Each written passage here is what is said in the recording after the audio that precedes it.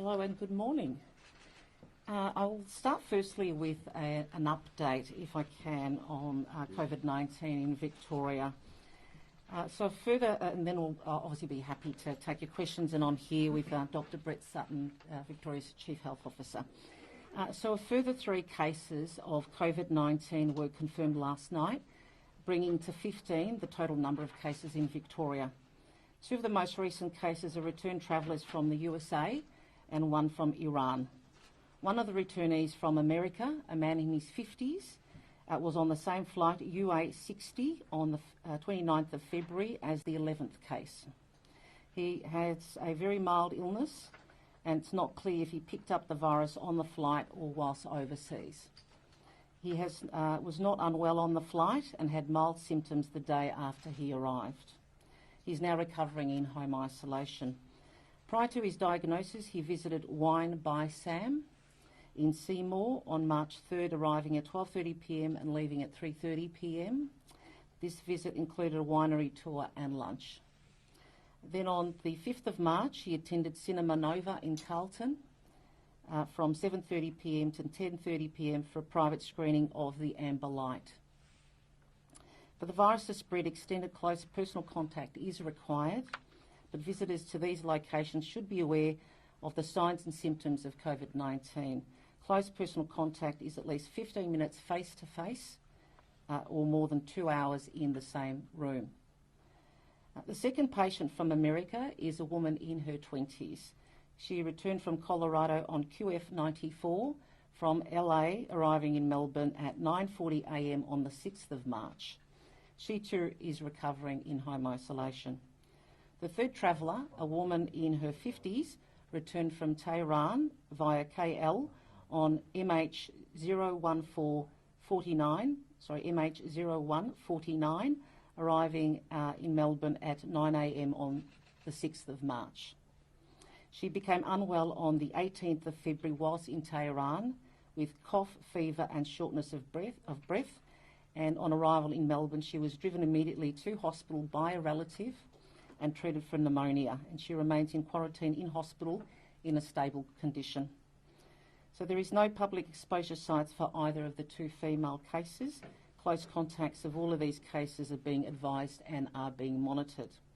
The flight manifests of QF94 and MH0149 are being obtained to begin contact tracing of passengers in the same and adjacent rows.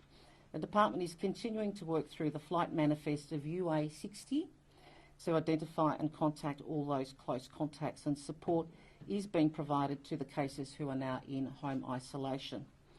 The Victorian Department of Health and Human Services has a hotline for public information on COVID-19, and I'll repeat that number is 1800 675 398.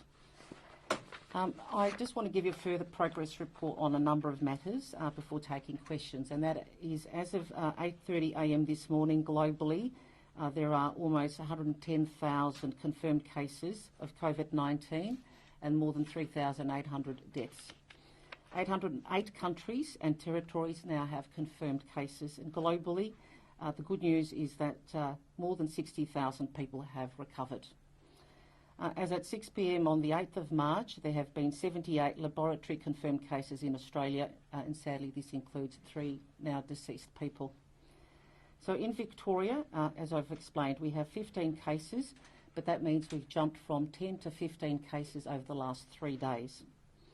Of these 15 cases, there are 6 Victorians with mild symptoms who are at home in home isolation. 1 Victorian who is currently in hospital, as I explained, in a stable condition, and 8 Victorians who have recovered from COVID-19. We don't currently have any cases that we're aware of local transmission, but this is likely to occur and is just a matter of time. The Premier has called a special meeting of the Security and Emergency Management Committee of Cabinet to meet tomorrow morning to discuss COVID-19 and to continue our preparedness across the Victorian Government.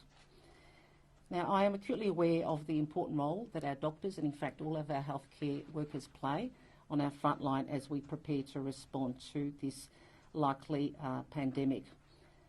And I want to sincerely thank them, and I will continue working hard to ensure that they get everything that they need. We are facing exceptional circumstances, and we cannot do it without them. In the case of each of our confirmed cases, we have identified potential locations of public exposure, and this has been the standard protocol that we have followed for all infectious diseases. It is necessary to release the details of businesses and flights so rapid contact tracing can be undertaken and potential contacts are able to get urgent advice if they need to self-isolate. Reporting of the location has happened in every single case where there has been public contact, regardless of whether the potential location of exposure is a medical practice, a restaurant, a winery, a cinema or an airline. And I expect that we will need to identify more workplaces and businesses as time goes on.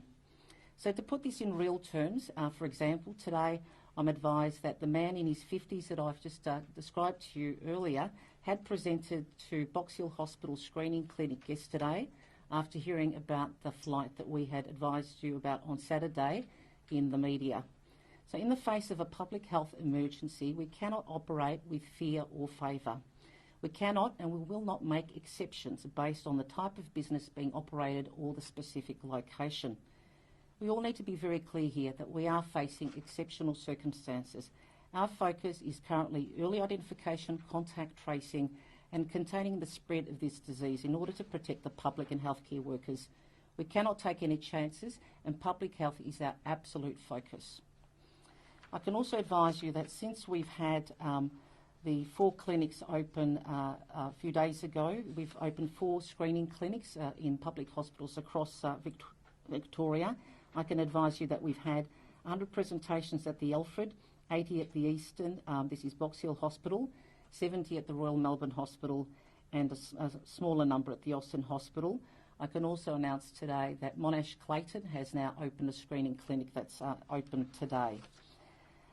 Just in terms of advice to our healthcare workers, my department has reiterated through advice it's sent on Saturday to all of our healthcare services, both the aged care sector and also to primary health networks to forward on to all GPs, to advise them that if you work in a health service or in the aged care sector or are in a GP clinic, it is absolutely imperative that if you are unwell and or have any risk factors for COVID-19, that you do not attend work until you have been cleared.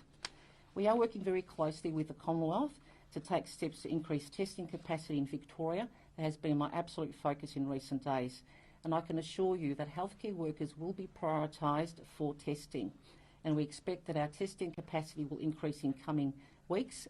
And just as recently as yesterday, I was in discussions with Federal, our central reference laboratory, to look at what additional capacity they can take on board. Victoria has also been advocating very closely and working very closely with the Commonwealth around a range of issues, including ensuring the national PPE stockpile is provided to our primary care workers, and I welcome the announcement made by Minister Hutt yesterday in terms of securing additional PPE equipment, and we look forward to making sure we can work with them to streamline its distribution, as well as looking forward to potential announcements from the Commonwealth around MBS items for more flexible models of care for doctors, including through telehealth. So this is an important global health issue, and I hope everyone can come together and we can continue to prepare for this global pandemic. This is a time for national unity. That is my absolute focus. We are working very closely with all of our stakeholders, with all levels of government, to make sure that we can do everything possible to keep Victorians safe. Now, I'm very happy to take your questions, and of course you can refer questions to Dr. Sutton as well. Do you wish to apologise to Chris Higgins for the language you used on Saturday? Look, all of our healthcare workers do an incredible job, and I have taken the opportunity to thank them on many occasions for their dedication to their community, and I'm grateful to doctors and all of our healthcare workers for the focus that they have in preparing for this COVID-19 situation at the moment. And I will take every opportunity to thank them. So they can be assured that I absolutely have their back. I will continue to do everything possible to ensure that our healthcare workers are protected during what is really an unprecedented public health emergency. My focus is on ensuring the public health of all Victorians. This is why we will make sure that there will be neither fee nor favour in terms of making sure that Victorians get access to the information that they need to enable us to do rapid contact tracing. This is a necessitated general practice to be identified. No patient has been identified by public health officials or by myself. And I understand the difficult circumstances that has put him in and has put colleagues in at that particular practice. But we will not make any apology for the fact that we are always going to prioritise public health. This is unprecedented in nature. We just have to look at what's happening internationally at the moment. 110,000 cases across the world, more cases in Australia every day. We've increased in Victoria, the biggest jump we've had so far. 3 additional cases just today, a big jump from 10 to 15 cases in the last 3 days. So this has been my absolute focus, continue to be my absolute focus, making sure the Victorians have access to the information that they need to keep them safe. We have been very open and transparent about this process. We have stuck to the same protocols that we follow for all infectious diseases notifications in these circumstances. I've reached out to the GP involved. And look, I'm very happy to speak to him about this matter. But, you know, my thoughts are with him. I wish him a speedy recovery. My thoughts are with his patients. But we will not deviate from our absolute focus, and that is a public health emergency and making sure that Victorians get access to the information that they need. Do you regret the language you used in terms of the need to put out public information as well as retaining trust of the doctors, though? They seem to be saying that trust has been betrayed somewhat with the use of the word flabbergasted and so on. Yeah.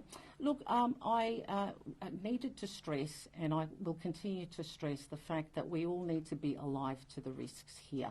This is a public health emergency of an unprecedented nature that our nation and that the entire global community is facing. So and I want to make sure that healthcare workers in particular are alive to the risks. Now, it may well be the case that people have presented to work in the past if they have been unwell.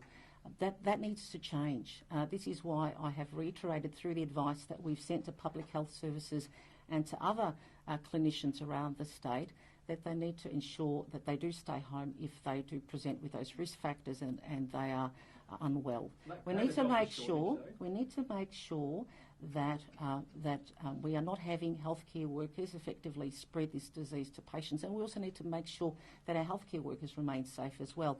Now, we do anticipate that this likely pandemic will have significant impacts on our health system. This has been my absolute focus, making sure that our system is prepared to respond. And we will be providing further advice to all employers in coming days so that they can prepare their own workplaces for what is likely to come. We need to make sure that people are looking at flexible work practices to make sure that we can contain the spread of COVID-19 and make sure that people are able to work from home if that is possible. How many people have been tested so far in Victoria? I can certainly get you the most up-to-date number, but we are having people present every day. And this has been my focus to make sure we can increase our testing capacity.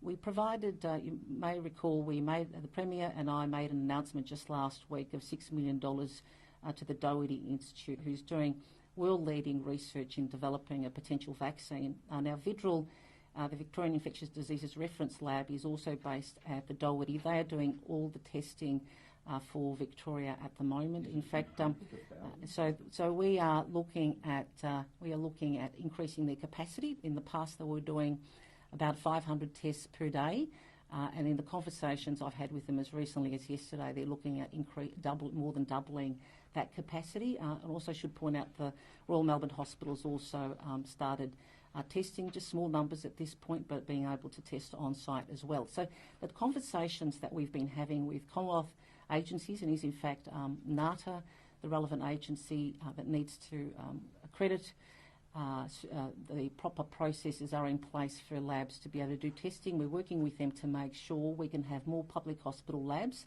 being able to do on-site testing.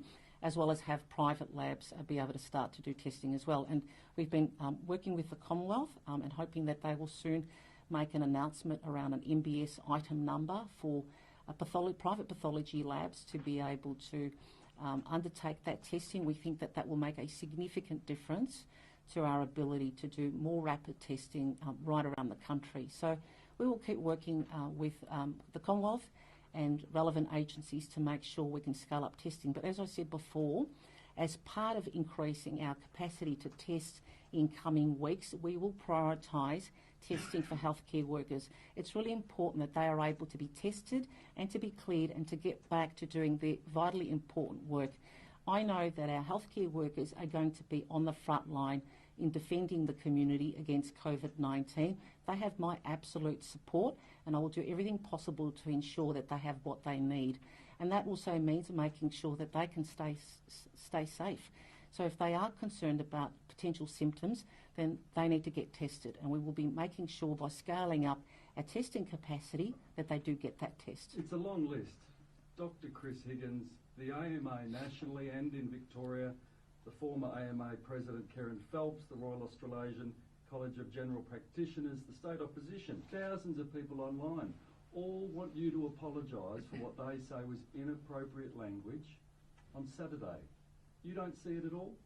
Look, I have had a very constructive relationship with the AMA. We don't always agree on everything on a daily basis, but I will keep working with them and with other stakeholders to make sure. The language was inappropriate? I will keep working with all of my stakeholders to make sure that our health system is prepared for what's coming. I'm asking about your language on Saturday, though. Do you concede that you misjudged the way you stated it? Well, as I said before, I won't make any apology for putting the public health of Victorians first. That is my absolute it's about focus. The language you used, though. Do you concede you got your language wrong? I will make that my absolute focus. I understand that this may be distressing for the individuals involved, and I'm sorry if they feel distressed, but we have to absolutely focus on the task at hand, and that is making sure that Victorians get access to timely, reliable information. And that is what we have been doing, providing information as I'm doing today about each and every confirmed case in Victoria and making sure we can advise the community if they have been in those locations potentially exposed, that they too are able to self-isolate and potentially get tested if they present with symptoms. So we have now a number of individuals, and quite a significant number of individuals in self-isolation. And my thoughts are with them and with everybody involved in this set of circumstances. And I certainly hope that none of those people then go on to develop this disease. But we have to be focused on the task here, and that's stressing to healthcare workers about the need for them to stay safe, but making sure the whole community is absolutely vigilant to the public health risks here and looking out for potential symptoms. Are you not worried, though, that the people who are out there on the front line have lost faith in you during this crisis, and you're not going to apologise for the language? It's not about the message, it's about the language you use towards Dr. Higgins. Look, as I explained before, frontline healthcare workers can be absolutely assured that I have their back. I have dedicated my task in looking after their needs and making sure that they get access to what they need. And I have thanked them many, many times for the important work that they do. They're absolutely dedicated to their task, and I will continue to work very closely with them and with all of their peak body representatives. But, you know, we won't be apologising for the fact that we've had to put out information that has had to identify a general practice, a clinic. As today, we've had to identify a winery, a cinema, yesterday a restaurant, another restaurant that was named a few weeks ago. This is challenging circumstances, and I know it's challenging for those business owners when their business is having to be identified in this way, but it is important that we get the community to have that up-to-date information. This is a public health emergency. I cannot stress the very different circumstances that we are facing compared to what we've dealt with in the past. We have not seen the spread of a new disease, very contagious disease like this for a very, very long time. Can we just talk about that? 3 weeks ago, there were virtually no cases of this in Italy. There are now, at the time of, I think, about 7,500, 366 people are dead. Italy has now locked down around 13 million people. You're talking about a winery, you're talking about a cinema. What are you going to tell people if next Tuesday you're asking people did you go to the Grand Prix? There are potentially 344,000 people about to gather in a public place in this city next weekend. There are already people flying in, people from overseas are walking around here who probably not been tested. Why is it still happening? Well, firstly, as I said, we are not aware of any cases of local transmission in Victoria at this point in time. It is likely to happen.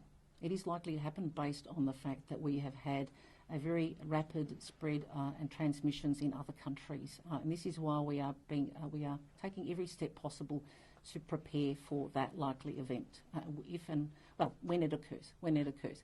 So at this point in time, we do not have any confirmed cases of local transmission. It's happened in other states, of course, in New South Wales in particular I'm aware of, and it's happened in many, many countries overseas. 108 countries to date have diagnosed cases. So it is likely that we will get to that point. At this point, we are still in a containment phase, a stage where we are focused on contact tracing, making sure we can provide people with that information. But at this point in time, our advice around the Grand Prix and other public mass gathering events remains unchanged. We want to enable people to go about and live their lives as normally as possible. Of course, taking precautions, greater precautions than they would normally around things like hand hygiene. I know people can roll their eyes when I tell them that they need to wash their hands frequently, but I will continue, and I'm sure Brett will continue to talk about this at every opportunity. We want people to take those additional steps just to try and minimise the risk of themselves being infected. And things like washing your hands frequently, not touching your face, coughing and sneezing into a tissue, into your elbow, all of these things, it might sound like common sense stuff, and it is. It absolutely is, but these are the types of things that we need to do to contain the spread. But how is containment, the policy of containment, compatible with allowing a mass gathering on that scale? Yep.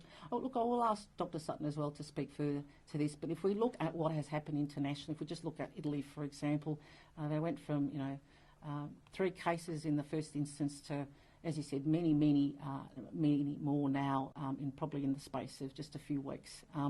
So we are very alive to the situation internationally. We're monitoring this international situation every day. This is why we've said right from the start, we have to remember that Brett issued his first alert on the 10th of January. In Victoria, we have been alive to these risks now for only about 2 months, and I've said right from the start this is going to be an evolving situation, and we will provide up-to-date advice to the community on a very regular basis, because it is likely to change and evolve. And so this is why we will take every opportunity, if that advice changes, to provide that up-to-date advice to the community. But we are expecting we will get local transmission. We are alive to those risks, and this is why we're taking the steps to make sure our health system will be prepared. I'll ask Dr. Sutton to speak further around the issues that you've posed around public gatherings and I guess what is happening internationally. Thanks, Minister.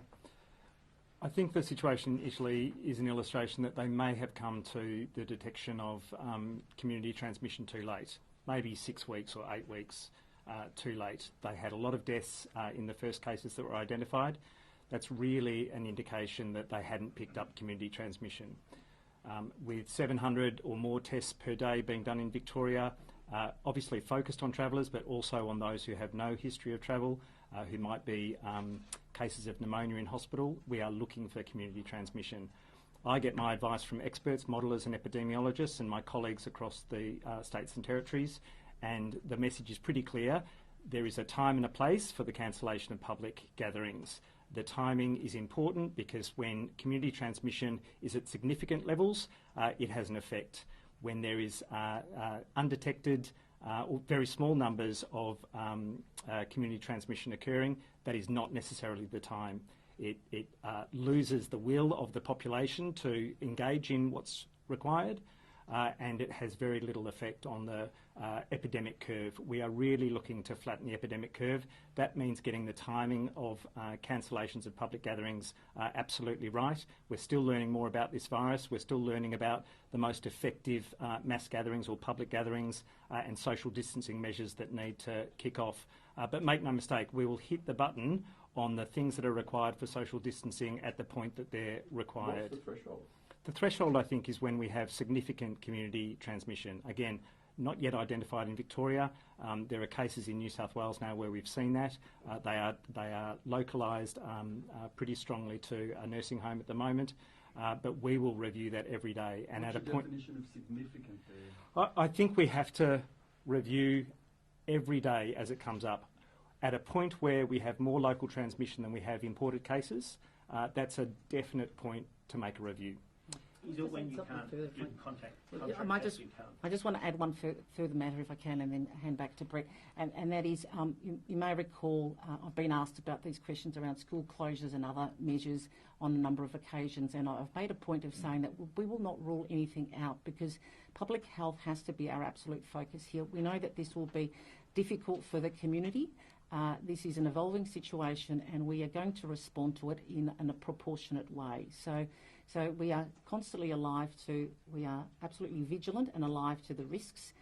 You just have to look at what is happening in Italy at the moment to see the risks there if you do not get that right. And we have to work closely with our other government agencies, including at the Commonwealth level, making sure we're working together, all levels of government around these issues. And this is why I have supported travel bans that have been announced in recent weeks. But we still have travellers coming in from, more than 100 countries that have got diagnosed cases here. So we have to be alive to the risk that there are still people coming into Australia from many, many countries.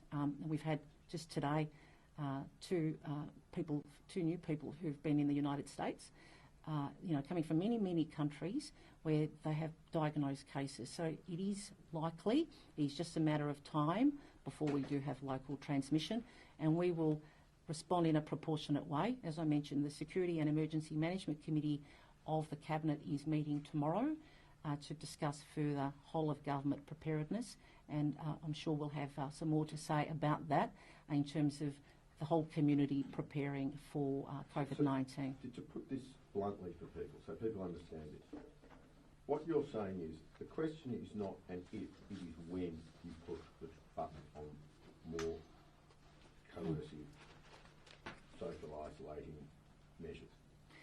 So I've made a point of saying we will not rule anything out. We will take the measures that are necessary to keep the community safe, and that might well be doing some very, very challenging things. I've been asked about school closures, and we've been asked about, cancellation of public gatherings. We won't be ruling anything out because we need to take a proportionate response at the right times to keep the community safe. But, you just need to look at what's happening overseas to see that COVID-19 is a significant international challenge, and we in Victoria are preparing to respond. How many people from Italy are you expecting to come here for the Grand Prix? Look, I can get some advice from our tourism people about that, but No yeah, concern for you, given look, Not I the know. real ones, not the ones yeah. they put in the annual report. Look, I can seek further advice if that number is available and provide that to you. But look, we certainly know that the tourism sector is an important part of the Victorian economy. I know it's very challenging for them. All of these circumstances are challenging. We've had someone in a hotel in Tasmania yesterday who went to work. Coming from Italy. yeah, How yeah, many people but- are you expecting? But I'm making the point to you that as we have tourists arrive from many, many countries, we will continue to provide dedicated advice to the hotel industry, to hospitality and other employees to make sure that they are alive to the risk. I don't have that exact number. We can see if that's available, but there are parts of Italy now significantly impacted, and the Italian government taking very draconian measures in response, potentially locking down 16 million people in northern Italy. So you just need to look at that and the fact we've now got social democracies around the world taking what would be unprecedented measures, certainly in all of our lifetime. So we could have to do that as well? we're not going to rule anything out. What are the risks at the GP? If someone's got the coronavirus who is among the people there at the GP, what are the risks that that person is putting out to potentially 350,000 people? Yeah, so we have been providing advice, and I'll ask Brett to speak further to that, about people, if they're unwell, they should not be going to work, they should not be going to public gatherings. That does present a risk to the community, but I'll ask Dr Sutton to speak further. Clearly, public gatherings are a greater risk in terms of people being close to each other, but that applies to public transport, it applies to Moomba, it applies to the Big Bash League last night. And so the things that people can and should do right now are to stay home if they're unwell and not go to public gatherings. They are things that should be in place right now and ongoing. People still go out though with a runny nose. A doctor practiced for a week with a runny nose. He had the virus. People might go to the Grand Prix with a runny nose and have the virus. No matter how many times you say don't, they might. Correct. What's the contingency if people with the virus are at the GP?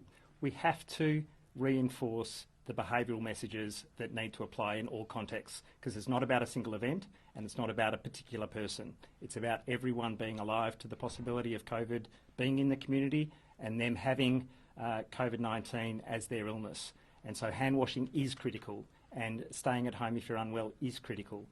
Yes, there'll be people out there who aren't doing the right thing with very mild symptoms. What we're trying to raise in terms of awareness right now is that we're going into a phase where that runny nose is more likely to be COVID-19 each and every day.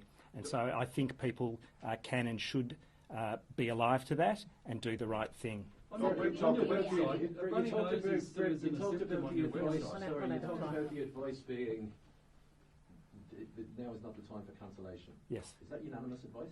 Or are there voices in the sector, in the health sector, saying, yes, it is the time for cancellation? Not amongst public health experts. AHPPC, so all Chief Health Officers and the Chief Medical Officer have made a statement on public gatherings. They've talked about the fact that there is evidence of their effectiveness at the right time.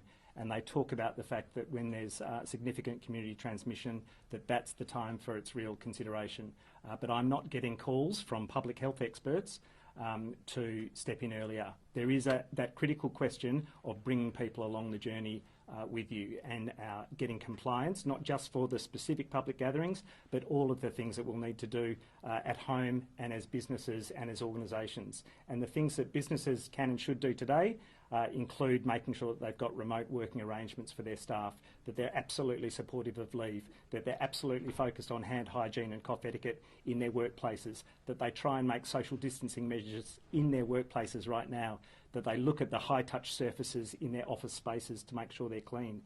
In a home situation, people need to already start thinking about the planning that they would do for isolation and quarantine. Some people see that as alarmist. I'm saying that we're not there yet, but absolutely needs to be thought about because we will get there. Will you be adding runny nose to your list of symptoms under COVID-19 on your website? It's a question for the Communicable Disease Network of Australia, who come up with the national case definition. If for the purpose of absolute clarity that's required, I think they should consider it. But respiratory symptoms have generally been understood to include runny nose. But if it needs to be made explicit for clinicians to be able to make that judgment, then I'm sure that they can consider it and advise HPPC. So doctors should have read that list at GPs, should have read that list and understood runny nose to be included? Yes. Under breathing difficulties such as breathlessness, a runny nose is under that? No. Where would they see on this list? Fever, breathing difficulties, cough, sore throat, fatigue or tiredness? I think we're getting people who are being tested with runny nose because the clinicians understand what the respiratory symptoms of COVID-19 are. They've been... The Toorak doctor didn't.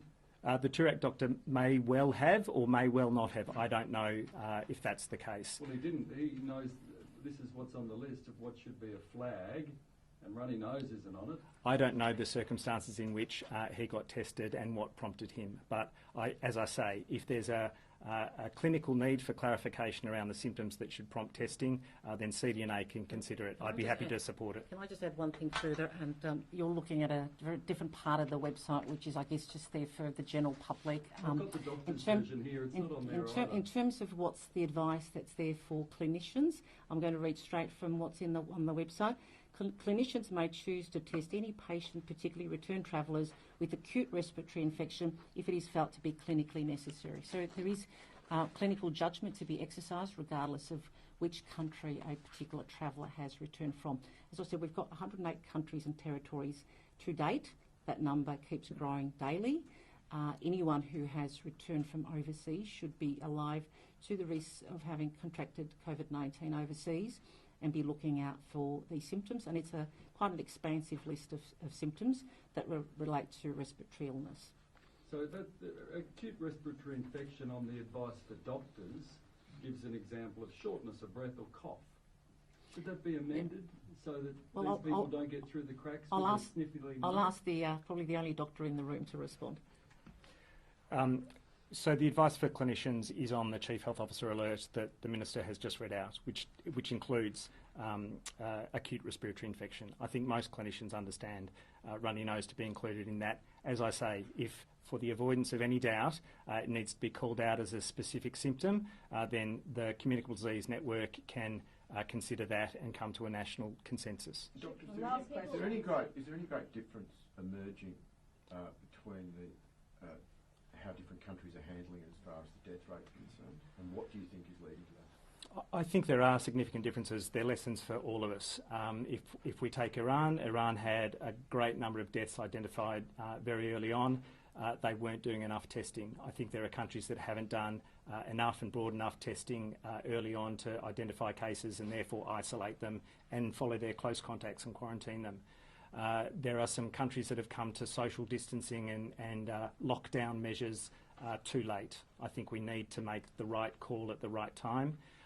It's clear that some countries are doing particularly well. Maybe they have a better social licence to do so. Singapore has had very stable numbers, no deaths. With due respect, the social licence is not a medical question. That's really a question for the Minister, isn't it? It's also a public health question because we need to consider how much the behavioural change will occur on the advice that we give and on the measures that we impose. Of course, it's a broader question for the whole of government, but we have to have a consideration of what becomes feasible and how people will cooperate. Should people not be going to the GP with a So if I could just add further to that question. Look, social licence to take potentially draconian steps is going to be absolutely vital here. This is why we will always act with the advice of our public health officials, but it needs to be done in a proportionate way.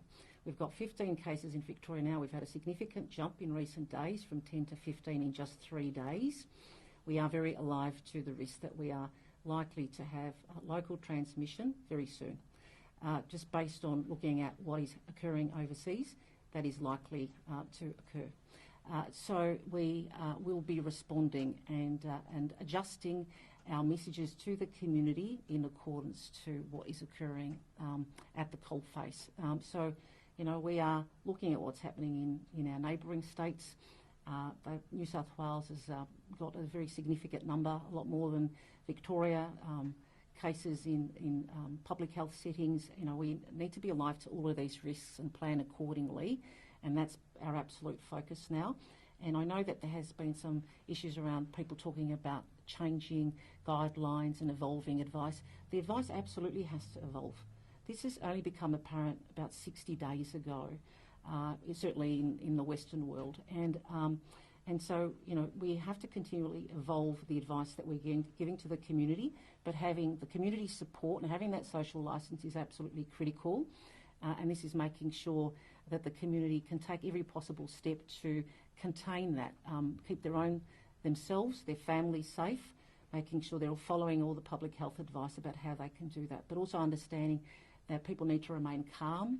Just in terms of shopping, if I can just reiterate, as I said on Saturday, for people who have had to self-isolate today, my department, through the hotline that we've established, is able to organise relief supplies, groceries, vital items to be delivered to people who are in self-isolation, that don't have other family or other networks or, you know, internet shopping, grocery delivery, for example, available to them, and we will continue to provide that. So there's no need for people to be panicking and rushing out and buying huge supplies of food or toilet paper or anything else.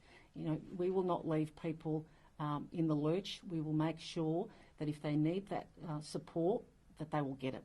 And what they need to do is call the hotline if they're self-isolating and they need assistance. In Sydney, public transport operators have stepped up the way they're cleaning the system, literally wiping down surfaces. Do you think that's something that would be helpful or useful here, or not? So for right from the outset, we have provided specific industry advice, particularly for the education sector, that's available on our website. We will be stepping that up. We will be providing tailored advice to different industries, different employers. These are the conversations that we're having across the government now as part of whole of government preparedness. You know, we need to make sure that whether it's transport staff or taxi drivers or people working in cafes or in the hotel industry, people have got the information that they need to keep themselves safe, their workers safe, and the broader community safe. So we will be providing further tailored messaging to those employers and working very closely with industry around these issues. Should PTV step it up? We're working very closely across whole of governments to make sure every sector, whether it's in terms of looking at service delivery Just PTV issues. though, I'm just asking about our public transport system. Do you think they should step up the way they clean the system? Well, we are looking at these issues, not just in terms of public transport, but across government and right across the sector. This issue touches upon every part of our state, every part of our economy. And so we will be making sure that people have got the tailored advice that they need. But you know, employees in particular need to be very understanding of their workforce at the moment. We do expect that, you know, if we get local transmission, we could have significant numbers of people impacted. So that means that employers need to be thinking about how they're going to put in flexible work arrangements to cater for that, but also understanding that if people do have potential symptoms, then they should be supportive of their workforce staying at home until such time as they can get tested and can get cleared or get the relevant medical advice that they need. Anything more? Okay, thank you very much. And we will keep providing you with updates on an ongoing basis. Thank you. Thank you.